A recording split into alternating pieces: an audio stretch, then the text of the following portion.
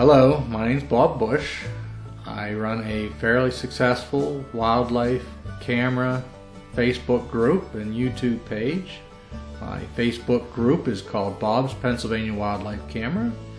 My YouTube group is called Bush's Pennsylvania Wildlife Camera. I am doing this video to explain how you go about setting up a game camera, what you look for, how you do it. I have a lot of people ask me questions about it, and this is what we've come up with. I'm also going to showcase a number of my videos. I've been doing wildlife cameras, I believe, since about 2013.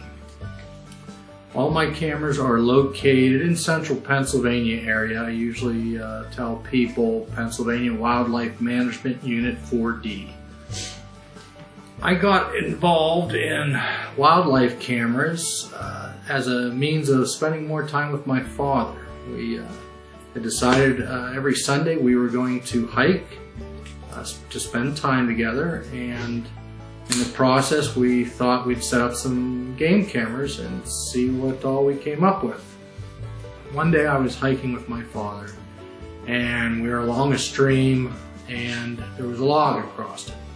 So I just was curious and we thought, I wonder what all uses this log, and I set a camera up on the log, and the first 2 weeks came back 2 weeks later and there was nothing. And I thought, well, I'll leave it go. Wait a little bit longer. Came back another 2 weeks and I had a mother and 3 cubs. Never thought I'd see a bear crossing that log. And then it has grown to every little critter out there you can imagine. Bobcats, coyotes, mink, beaver, muskrat. Everything's been on this log. I originally did my Facebook group to share with my mother and my sister, and this is a way for them to see what I enjoy every day as an outdoors person.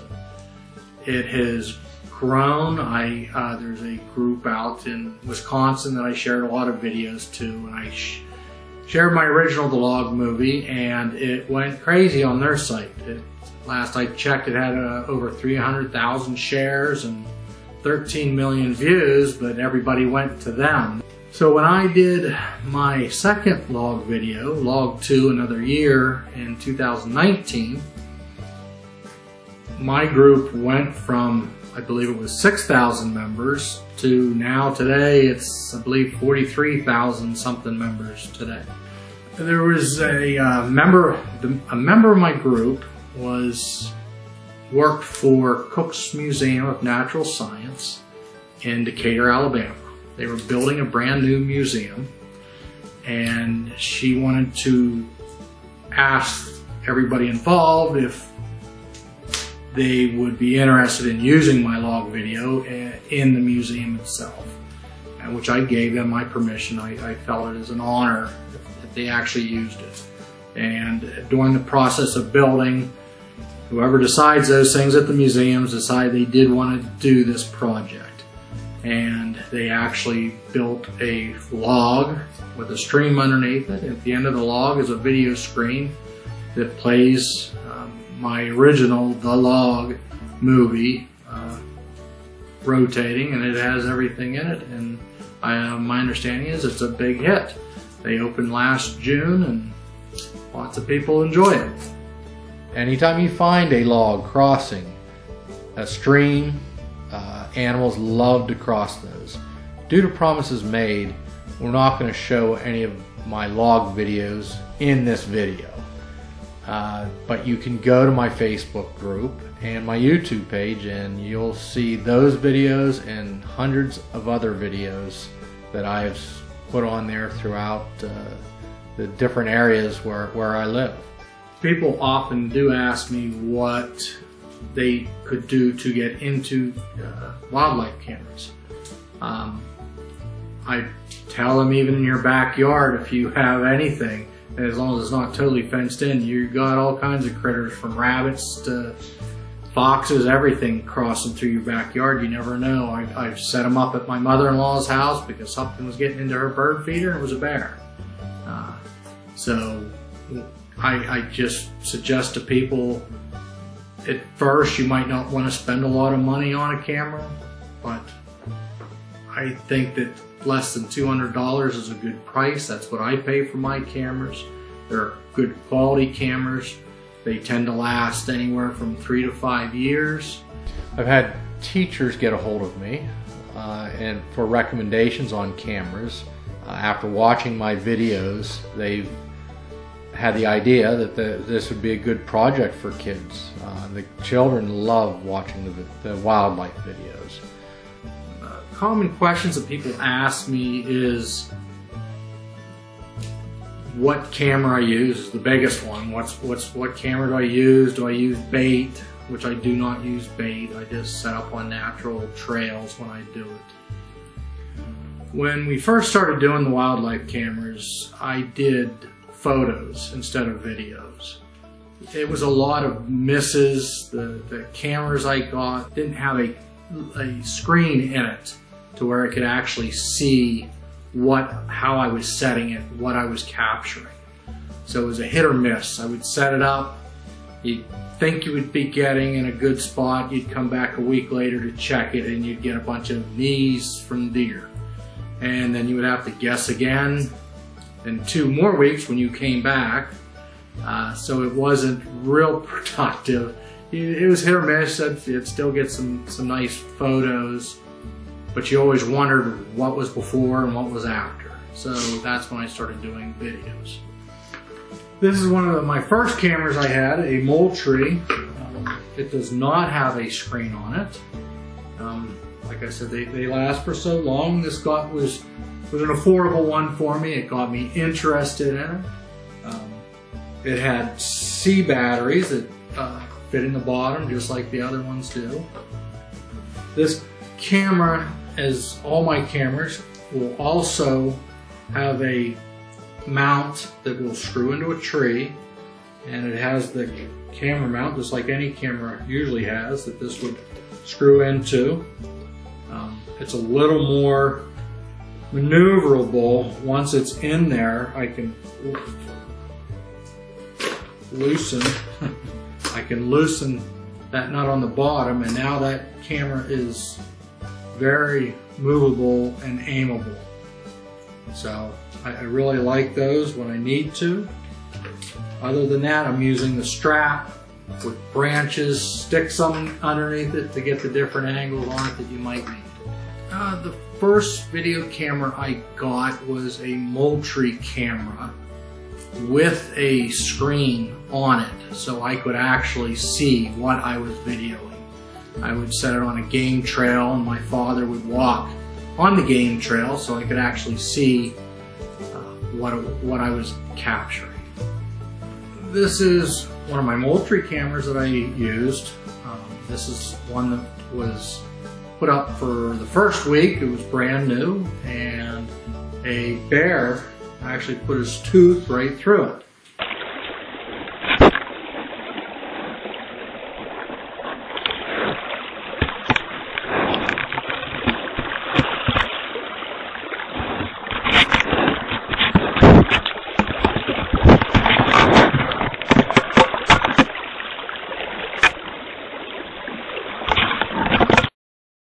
Bears are notorious for game cameras. They are curious animals. I have a camera that's brand new, spent just under $200 on it. Came and I could see the camera was messed up and there was a tooth mark right in the center of it. The camera still worked. I was lucky. I've heard people where they'll tear them right off the tree and carry them off, and then it's just a search to see if you can actually find it. They won't take that back on warranty if a bear gets it. It had the video screen also on it. There's where the batteries pop in. So it's pretty simple to do. They pop right in. There's a strap on it for strapping around a tree or a post or whatever you'd like to do with it. I've done a lot of research on different wildlife cameras. I do a lot of my research online. I rely heavily on trailcampro.com They set up all the cameras and do great testing, great reviews.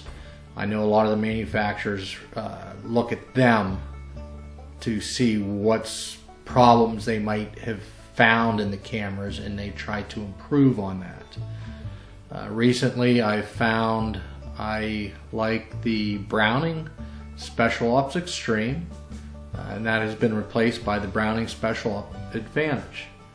They were both very good cameras. They had a much better video. They had a faster reaction time.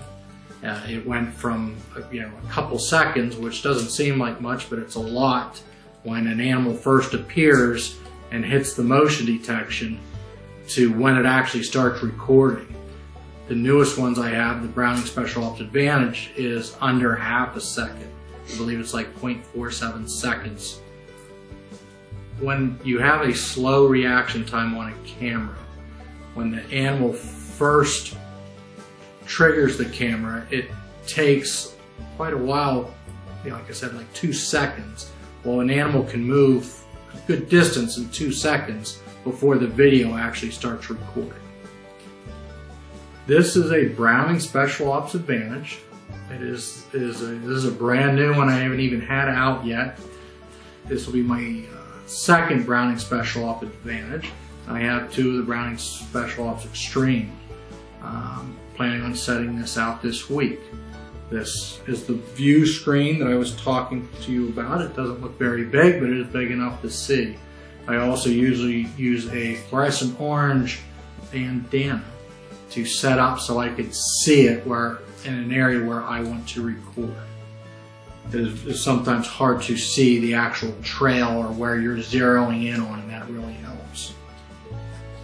I am much more pleased with the videos than the still cameras. I tell people, if you really want still photos, use the video and you can take a still frame off of that anywhere on it. So you got a much larger variety. You can go through and pick the absolute best shot that you have for a still photo.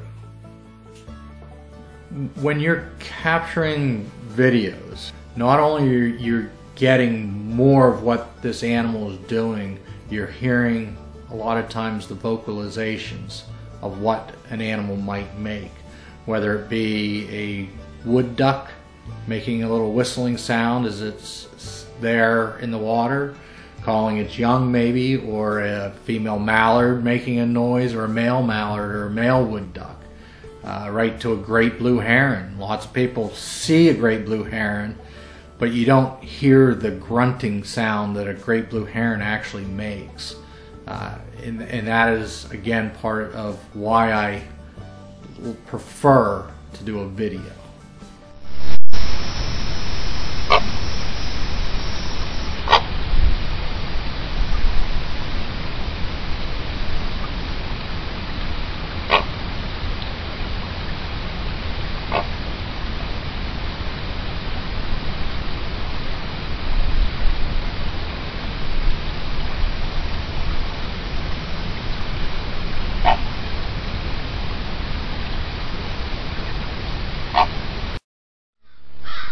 You can see right here a hawk bathing in the stream, and the crows are not happy about it whatsoever.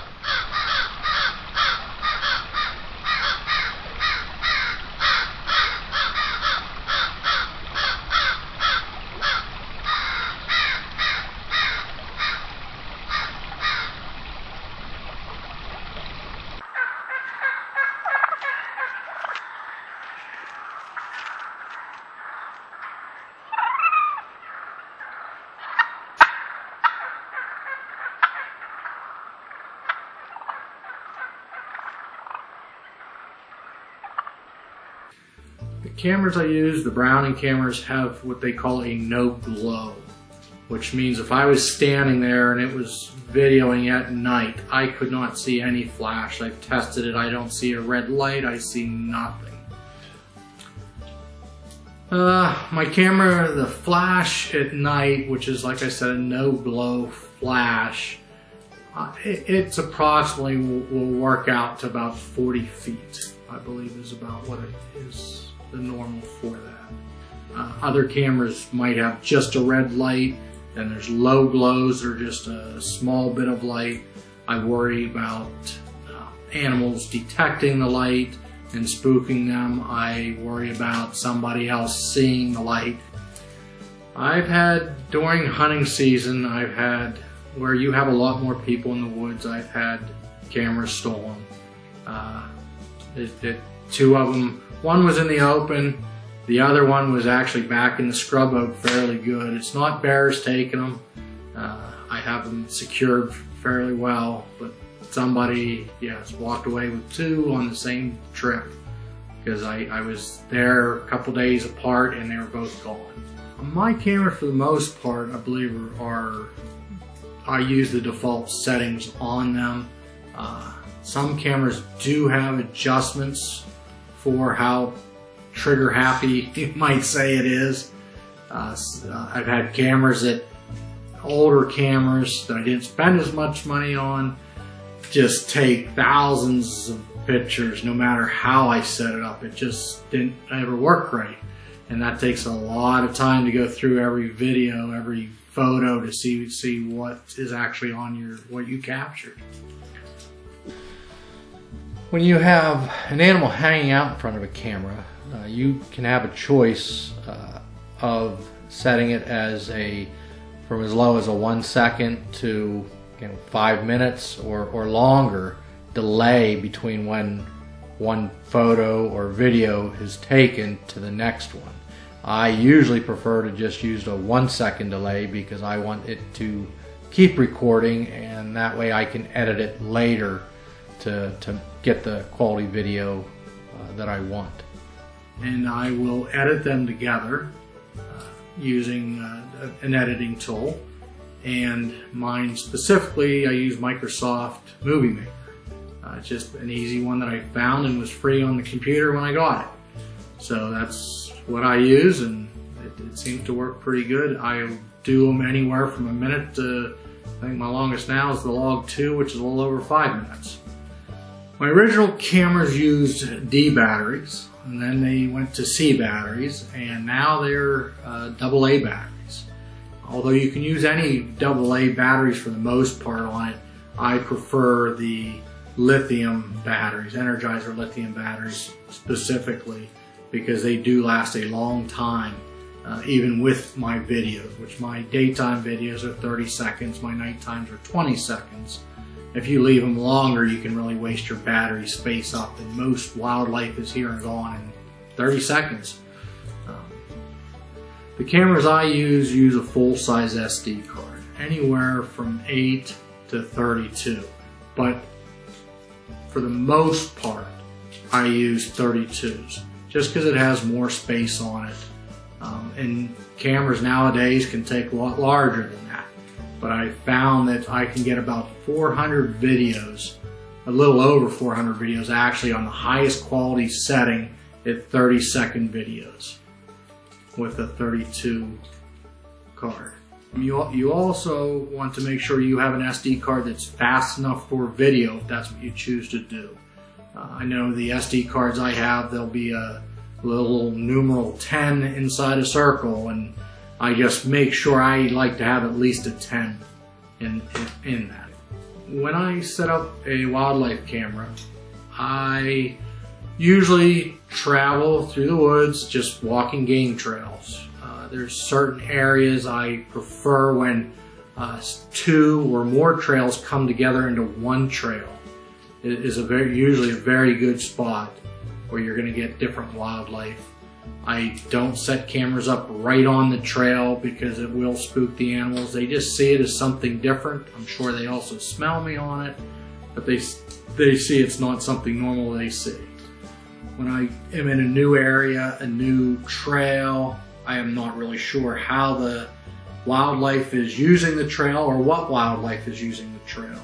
So I will set up a camera to get a wide view of everything. And then once I come back and I check it, I will see what is actually using it and set a camera up that is going to capture more of what I am after. I try to set my cameras up no higher than 3 feet, depending on the location. Sometimes it's lower, sometimes it's a little higher. I don't like a lot of wasted space above looking at sky because I'm not going to capture a lot of deer climbing trees or anything. It might be a beaver using the trail where you want it a lower to the ground. I might set it a foot off the ground to get some good beaver videos. Compared to where I find out bears are using it, or coyotes or deer, I might set it up a little higher. It might be a different direction than where I'm originally set up at. So this is a well-used wildlife trail that I try to find when I want to set up a camera trap, a new one. As you follow it, you look for a spot where you're going to cross other game trails or have more in the area. It really doesn't take much to pick them out because they're so well used they get wore down. So this is where it crosses with the other trail.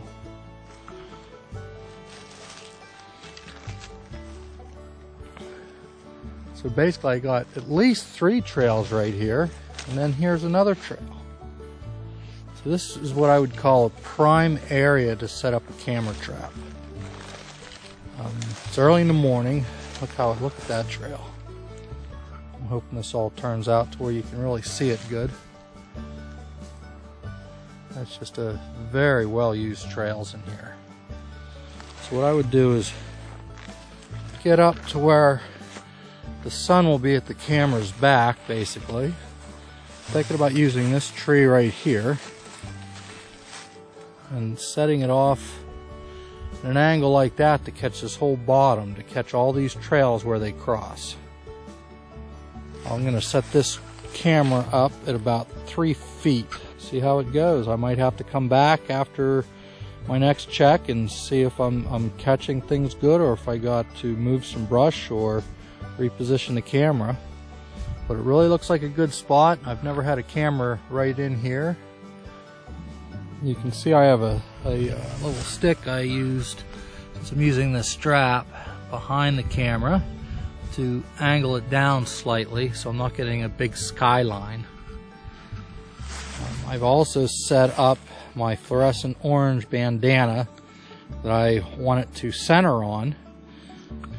The other thing I want to mention is some states, public land, you are not allowed to put cameras up. So you really want to make sure you check your state and whose property it is on. And if you are, so you're definitely usually not ever allowed to break brush off. So a lot of times I will tie brush back so I'm not breaking it, but it is out of the way. And like I said, I double checked, made sure everything's set. I got enough battery life in it. Always carry batteries with you, and I like to put them in a Ziploc bag so I'm not losing any. And we'll see how this one goes. So here's the trail. I'm returning to the camera that I had set a couple weeks ago.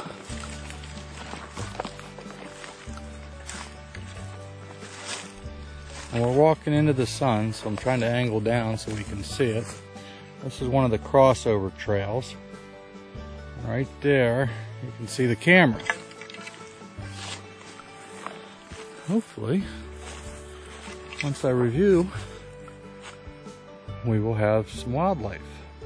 So here's the camera. I'm just checking it. We put a little twig in that little slot to check it. Make sure nothing's in it. Open up that side door. You can see it's on right now. Now, anytime you ever take the SD card in or out, you're supposed to shut the unit off first. Right now, I'm going to shut it off. Turn it back on. And we'll soon see. It says there has been 58 out of 407 pictures taken, and it's 70% battery left. So I'm going to hit the mode button. Go down to playback. First one looks like it's my hand in there. That's probably right after I set it up. Put the second one and hit. I'm not sure if you can see that, but there's a deer walking through there. And it looks set up pretty good. I'm seeing the entire body of the deer. I will flip through and see what the other videos look like. So I checked them out. Looks like a really good spot. Lots of deer. It's hard to see some of them on the little screen, but I definitely can tell by it that it's a good angle, good setup. I've shut the unit off. Now I'm going to take the SD card out, which you just slightly push in on it, release it. And there's my SD card I use. I do have a box here that I keep my SD cards in. It's a pretty waterproof box. It's had a lot of good reviews. I will put it in here on this side, meaning that it has the good videos on it, and these are used ones. It's a 16. I'm going to get another 32 out again.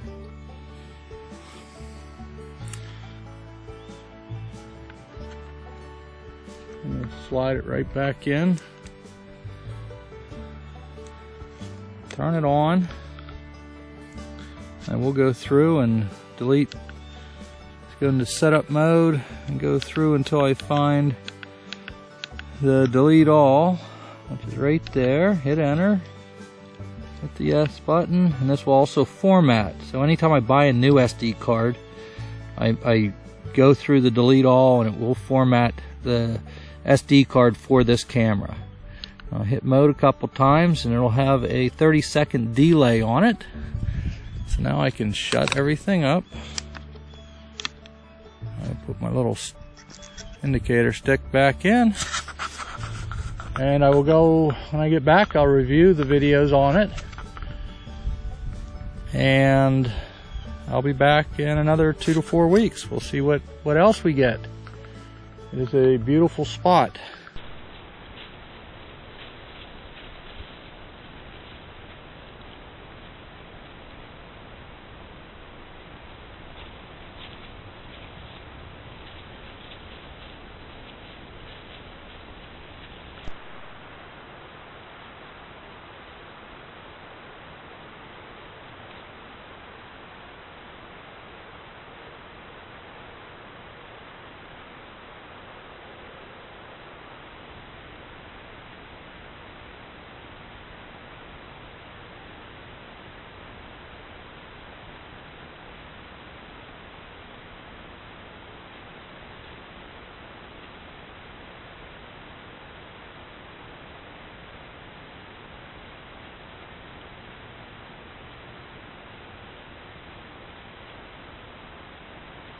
I try to also set the camera up on a bend in a game trail where you have a better chance of seeing it coming because I'm setting the camera off of the actual trail.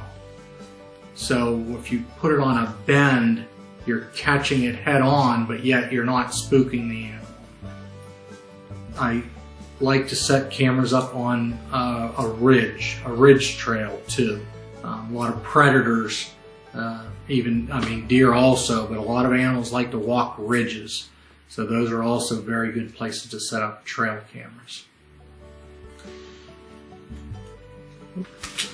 Another thing when I'm setting up a camera is I'm always looking for where the sun is. You want to make sure you're not going to capture the sun in the background when it's rising or setting. That really can give you some bad videos. It's not fun to have where you know it's a nice deer or any sort of wildlife out there, but all you can see is the bright sun in the background. So it's something when you're setting it up, you always want to be aware of. I'll take a compass with me to make sure if it's a cloudy day, I know for sure where the sun's going to be coming up and setting.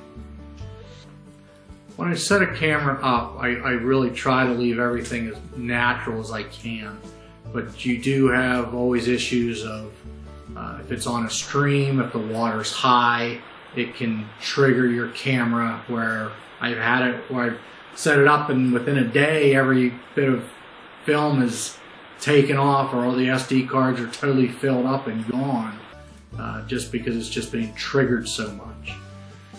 Branches will get stuck on a log of some sort and waving back and forth, and that triggers the camera, since the cameras are motion activated for the most part. You also, if you're low and in the springtime, everything grows, so you got to watch for ferns growing up in front of the camera, which I've had happen.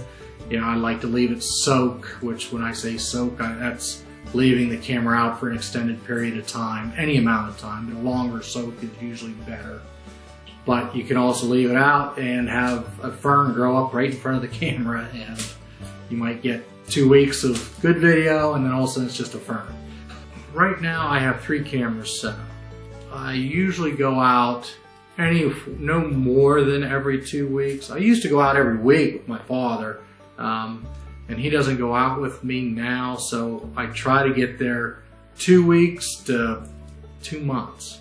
It really all depends.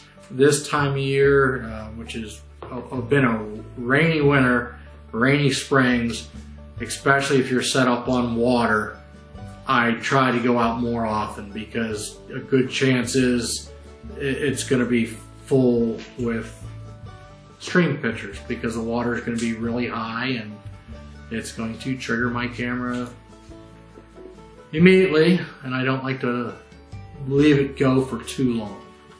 The most exciting animal I believe I caught was a fisher. I remember it very well. I was out with my father. We had set the camera up on a deer carcass that we had found. It was covered in snow. It was February 2nd, I believe, 2016. It was -2 degrees out. It was very cold, and we went out and checked the camera, and we were both very excited to see our first fisher. It was one of the most unusual videos I have. You wouldn't think people think of fishers as a very mean animal, and it was playing in the snow. So.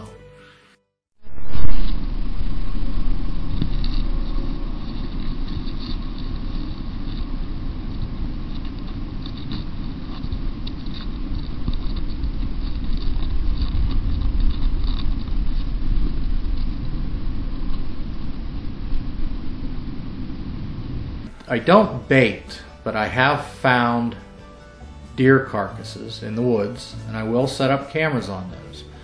It's a good spot. You'll get different predators, and some things you don't think is predators will show up on there.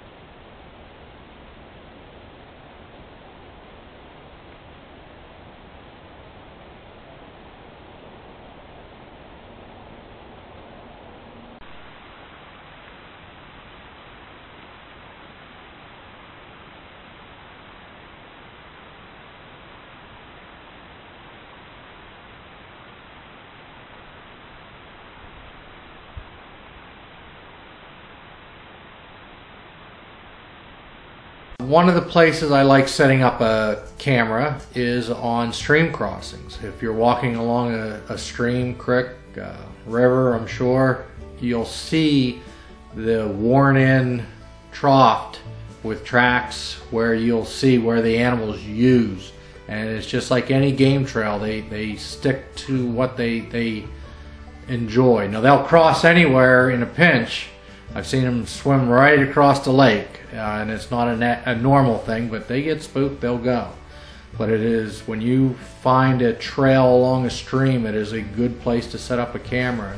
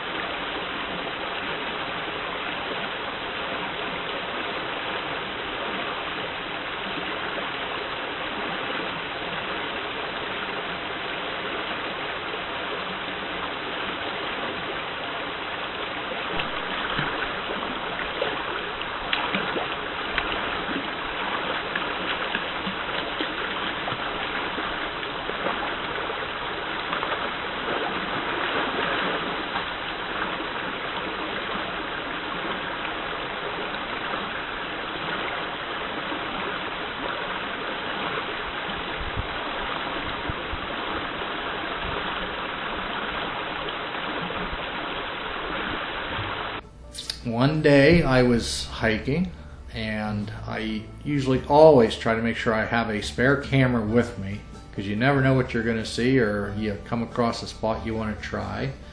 And this particular day in March, I believe it was, I flushed a grouse, and it was right close to me, and anybody that's been in the woods with a grouse going, it almost gives you a heart attack. I look over and there was a nest with 11 eggs in it. I quickly took one of my screw mounts and screwed it into the tree above the grouse nest and placed the camera, turned it on, and hoped for the best as far as aiming. I did not want to stay close. I wanted to get out of there, which I did, and I knew that the grouse would be done in a couple months. I believe it was June, the end of May, June, when I went back and to recover the camera, and all the 11 eggs had all hatched, and it was a very satisfying camera capture. It's one of my greatest ones I think I have.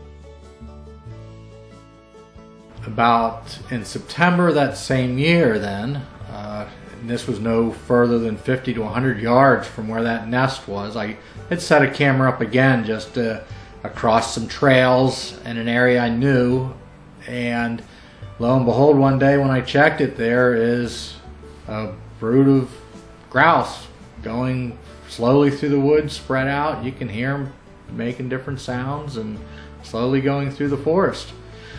So I'd like to think it's the same group as what I had discovered in the spring. Several of the animals you'll notice, porcupines, raccoons, bear, a lot of those usually you see at night.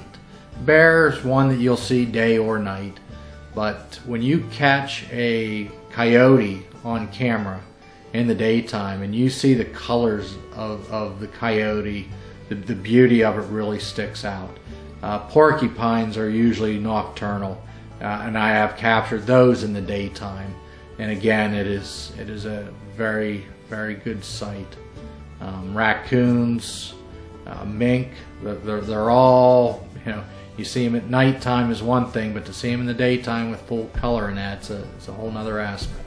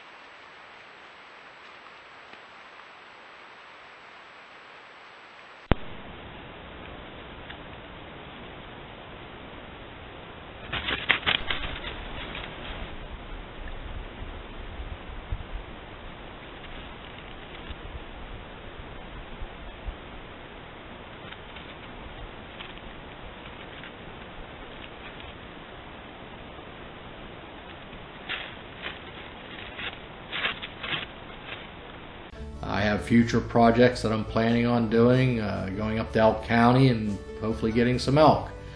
I think that would be a neat project. You just never know what you're going to catch on the camera.